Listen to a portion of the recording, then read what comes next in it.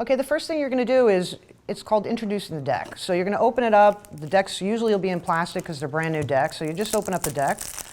Make sure you take out the jokers, obviously, because you're not going to be using those. Sometimes the ace of spades, which belongs on the top of the deck normally, you know, the cards won't be properly suited.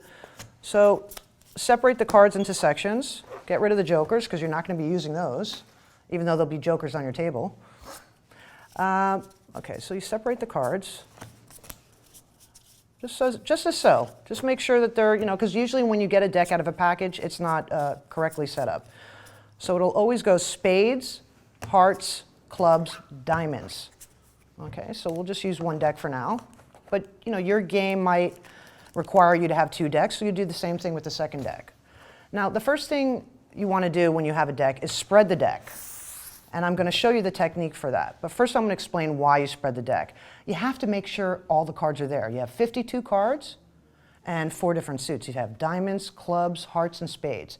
Ace through king has to be there, and you as a dealer have to check to make sure all the cards are there. Because if they're not, you got to get another deck. So let me show you the technique on spreading a deck. So what you're going to do is you're going to put 2 fingers. Now there's different variations, but this is the one that I like. You put 2 fingers on the inside part of your deck. You have 2 fingers on the outside and your thumb here. Now you don't want to hold this down because you won't be able to spread it, so you want to relax your palm. And what you're going to do is you're going to use these fingers to guide it, and you're going to use these fingers to spread the cards, as so. Okay, so this takes practice. You're not going to be able to do it in one take. I highly recommend spending 2 or 3 hours practicing just this one technique. Always pick up the deck from the back of the deck by the king of diamonds so you don't mess up the cards. Try it again.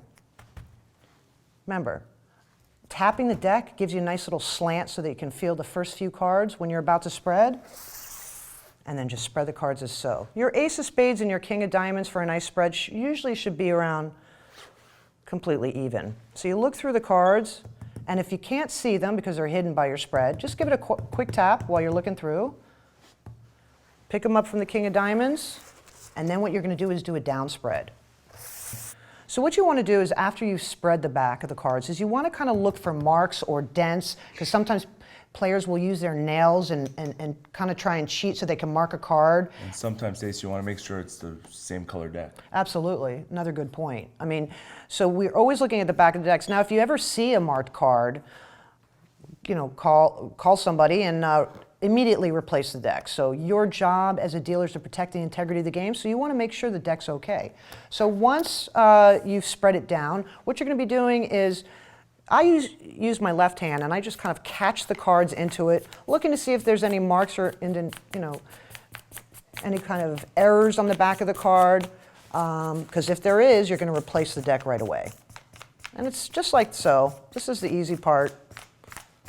Once you've looked through the back of the cards, what you're going to do is a scrambler, or what we call a wash. Just do it for about 3 seconds, kind of mix those cards, intermingle it, and then always pick up the cards. You can even use a few cards to scoop up the deck. Faceward out, numbers out towards the players, not towards yourself, and then just straighten out the cards. Then you're going to be ready for the shuffle. So that's the basic spread. Now this is going to take practice. You're not going to get it in 5 minutes. This actually takes a while. The more and more you practice, the better and better you're going to get.